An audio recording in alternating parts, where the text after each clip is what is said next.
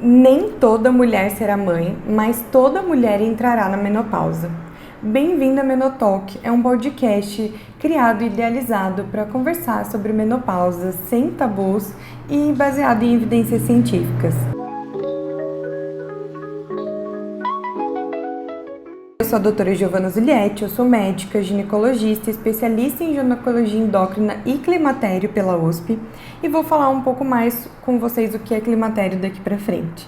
Mas eu idealizei esse podcast pensando nas mulheres que vêm até o meu consultório e se sentem sozinhas nessa fase tão diferente que a gente tem pouco conhecimento, que é a transição para a menopausa.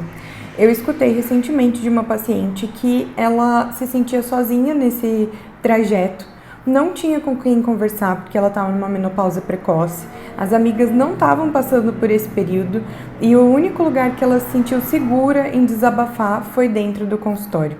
E eu gostaria de começar então o podcast falando de história de outras mulheres que estão passando por esse período da vida, que é um outro capítulo. Essa história vem de um livro chamado Próximo Capítulo. Eu vou deixar o link dele aqui na bio para vocês poderem acessar. Tem uma versão dele em português, inglês, em vários idiomas. E ele foi pensado mesmo em todas as mulheres que passam por esse período e se sentem sozinhas nisso. Uma mulher de 53 anos, de Xangai, na China. Eu nunca tinha pensado muito sobre menopausa. Quando eu estava crescendo, não se falava nela abertamente entre as minhas avós, tias e mãe. Por isso, não sabia bem o que esperar. Na verdade, achava que os meus humores rabugentos fossem causados pelas juntas doloridas, que a insônia fosse devido a problemas de trabalho na família. Quando me via respondendo, atravessado por meu marido e minha filha por bobagens, supunha que era só por estar cansada, por estar dormindo pouco demais. Então tomei alguns remédios fitoterápicos, chás e infusões, me ajudaram por algum tempo também. Foi só quando os calores começaram que percebi que estava acontecendo. Um dia, uma amiga me viu ficar toda vermelha e indisposta e perguntou se eu estava na menopausa. Falamos sobre os nossos sintomas, que eram basicamente os mesmos. Perguntei por que nunca tinha visto ficar suada e irritadiça. E ela me disse que o médico dela tinha receitado para ela uma terapia de reposição hormonal para menopausa. Nessa altura, eu estava me sentindo um caco. Fui ao médico da minha amiga e conversei com ele sobre os meus problemas. Ele me explicou que os meus sintomas eram causados por uma queda dos níveis de hormônio e sugeriu que a TH poderia ajudar. Embora minha amiga tivesse se dado bem com a terapia de reposição hormonal, fiquei nervosa. Eu não esperava muito em termos de resultados, principalmente porque o médico mencionou possíveis efeitos colaterais, como inchaço e náuseas. Felizmente, eles são bem suaves no meu caso, um pequeno preço a pagar para trazer paz e felicidade de volta à minha vida.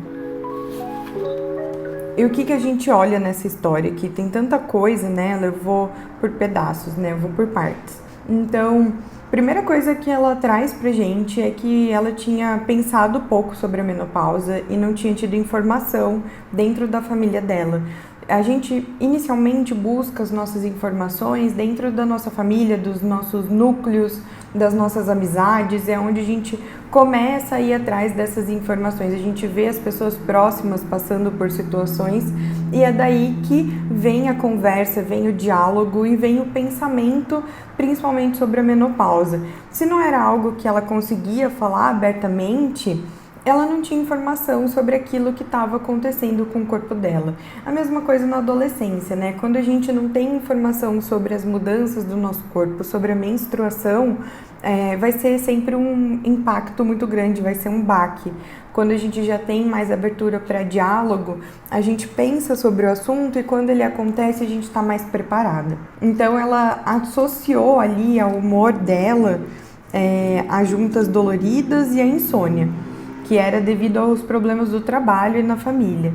Mas aqui, que a gente ainda vai conversar mais profundamente sobre isso, tem já um início da sintomatologia. A maior parte das mulheres começa com uma irregularidade menstrual, mas ela, nesse caso, começou com alteração de humor e insônia.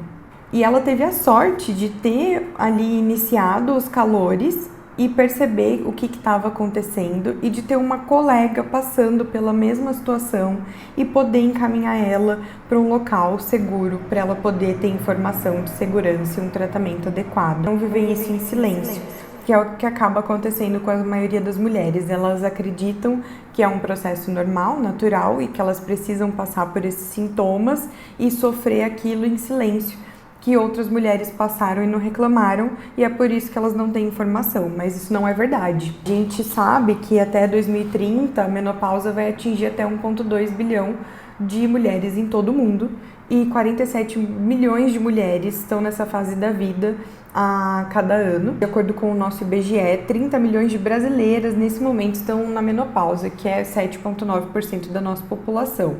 E se 7,9% da nossa população está passando por esse período da vida, por que a gente tem tão pouca informação sobre esse assunto, né? Por que ele chega de uma forma como um tabu na mídia? Por que ele não é conversado entre as famílias? Eu acredito que a gente está vindo num processo de mudança e esse é o intuito desse podcast, ter essa mudança, trazer essa informação de qualidade para as mulheres não se sentirem sozinhas e não ficarem em silêncio durante esse período, né? Por isso que eu estou muito feliz de estar aqui podendo compartilhar o meu conhecimento com vocês. E eu quero que a gente mude isso juntas. Então, se esse podcast puder alcançar mulheres em outros lugares, não só as que me conhecem aqui na minha cidade, que são minhas pacientes, mas puder alcançar mulheres em outros lugares, eu vou estar muito feliz e o meu trabalho vai ter sido feito com qualidade. Além de ter pouquíssima informação disponível de qualidade, vocês podem ficar chocados junto comigo, mas até o momento que a gente está gravando esse podcast, não tem medicação disponível no SUS para o tratamento dos sintomas da menopausa. Poucos lugares, geralmente no estado de São Paulo, mais especificamente na cidade de São Paulo, tem uma gama restrita de medicações que também podem ser utilizadas para menopausa e estão disponíveis na rede pública. Mas, saindo da cidade de São Paulo, isso não é uma realidade. Aqui na minha cidade não tem medicação no SUS disponível para esse tratamento. Então, eu espero que isso mude, eu espero que se você estiver escutando esse podcast, isso já não seja mais uma realidade, a gente já tenha medicações para as mulheres que, como vocês podem ver, estão cada dia mais aumentando a população que está passando por essa fase de vida. Antes, dava-se pouca importância para a menopausa. Não era toda a população que ia chegar nesse período da vida e a gente esperava uma expectativa de vida menor. Mas agora não é isso que acontece. A gente tem uma expectativa de vida maior e a ciência precisa acompanhar isso. O sistema público de saúde também precisa acompanhar isso, né? Toda a parte da ciência precisa estar acompanhando esse aumento de expectativa de vida. Mas afinal, o que é a menopausa, né? Ela não conversava aqui no capítulo, então acho que é uma coisa que a gente precisa conversar. A menopausa, ela é apenas uma data.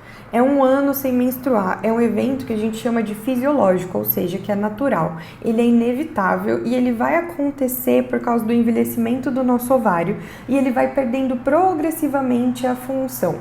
E nessa perda progressiva que começam os sintomas. E esse início de sintomas sem um ano sem menstruar a gente chama de climatério, ou transição para menopausa, ou perimenopausa. Todos esses nomes estão adequados, tá? A gente espera que essa data de um ano sem menstruar vai chegar entre os 45 e os 55 anos. Mas se ocorrer antes disso, entre os 40 e 45, a gente chama de menopausa precoce, que era o que a paciente que eu comentei no início do episódio estava passando. E se acontece antes dos 40 anos, a gente chama de insuficiência ovariana prematura. Essa transição da menopausa, né, esse envelhecimento do ovário, essa perda de função aos poucos, ela traz sintomas. E o primeiro sintoma que geralmente as mulheres apresentam é a irregularidade menstrual. Uma menstruação que durava ali 7 dias vai durar 2, 3 dias, ou que vinha todo mês vai começar a espaçar, vinha a cada 2, 3 meses, ou ela vai começar a não vir em grande quantidade, vai passar um mês e vai vir em grande quantidade no seguinte, o que acaba assustando. Então essa mudança de duração, intensidade, frequência, ela é um dos sintomas iniciais que a gente sabe dessa perda de função do ovário, mas ela é acompanhada de outros sintomas, como foi ilustrado no relato que eu li para vocês, como mudança de humor, irritabilidade, nervo mental, que é quando a gente esquece algumas coisas, começa a ter uma interferência na nossa memória. Isso tudo pode estar associado. E o sintoma principal que ela trouxe foram os calorões, e eles afetam até 80% das mulheres, e ela ilustrou de uma forma muito bem. Para quem não sabe o que é esse calorão, ou fogacho, que é como a gente chama, é uma sensação súbita e intensa de calor, que ele vai começar aqui na região superior, vai para o pescoço, vai para a face, para o tronco, a gente fica vermelha, tem bastante suor, e ele tem uma duração de 2 a 4 minutos, mas pode ocorrer diversas vezes ao dia. Então ele pode acontecer principalmente à noite, que é o mais comum, e prejudica a qualidade de sono. E ali ela estava tendo insônia e começando a ficar irritada e cansada. E isso vira um ciclo infinito. Você acorda à noite com calor, suando, fica irritada, tá cansada no dia seguinte, não consegue dormir bem. E junto com isso, a gente também vai ter essas mudanças de humor, né? É impossível estar feliz no dia seguinte, ser produtiva, se você não dormiu bem. A gente sabe que, 87% das mulheres vão ter episódios diários, o que é muita coisa, e 33% vão apresentar mais de 10 episódios ao dia. 10 episódios do dia não tem como não afetar a nossa qualidade de vida, não tem como a gente fazer as nossas atividades do dia a dia. E os calorões, eles têm uma média de duração de 7 anos. Imagina 7 anos não conseguindo dormir, não conseguindo fazer as coisas do seu dia e tendo que conviver com isso. Não tem como aguentar. A gente também sabe que essas mulheres que aguentam esses sintomas em silêncio, que não buscam ajuda, elas vão buscar ajuda quando acontecem alguns sintomas depressivos associados. E a gente tem uma taxa alta das mulheres que buscam atendimento por causa dos sintomas depressivos, 89%.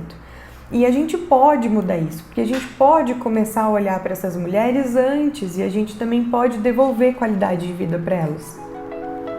Uma paciente muito querida, que o tratamento foi um sucesso, ela chegou para mim na primeira consulta falando que ela não sentia mais ela mesma, que ela se sentia incapaz no trabalho. Ela precisava usar a memória, raciocínio lógico, ela não estava dormindo bem, ela estava tendo muita insônia e ela estava tendo também as névoas mentais. Essas névoas mentais, elas são como se tivesse uma nuvem branca ali no seu pensamento e você não consegue lembrar o nome do objeto, você está fazendo um cálculo, você não consegue finalizar, você vai falar alguma coisa e você não consegue lembrar o nome daquilo que você vai falar. 44% das mulheres apresentam esse sintoma de esquecimento. E por que isso acontece, né? O estrogênio, ele aqui é o nosso carro-chefe da menopausa. É com a queda da produção dele que a gente vai ter a maior parte dos nossos sintomas. E ele tem um papel fundamental nos neurotransmissores, impactando principalmente a nossa memória e aprendizado. Essa perda de cognição, ela não é permanente. Ela tende a melhorar e ela melhora de forma muito mais expressiva quando a gente pode realizar a reposição hormonal em uma paciente, que vai ser a nossa grande estrela desse podcast. E também porque tem muita fake news espalhada sobre a terapia de reposição hormonal. Então, se você está aí vivendo esses sintomas ou conhece alguém que esteja vivendo esses sintomas, envie o nosso podcast para essa pessoa se informar e ela não acreditar que está vivendo isso sozinha. Eu convido vocês a olhar para essa fase da vida que é cheio de desafios como um novo começo. Olha agora no ano de 2025 quantas mulheres maravilhosas acima dos 50 anos atingiram grandes conquistas. A gente tem aí a Fernanda Torres sendo indicada ao Oscar, a Demi Moore também. Tem várias mulheres acima dos 50 anos que trazem pra gente a esperança de que essa fase da vida pode ser um novo começo e não um fim.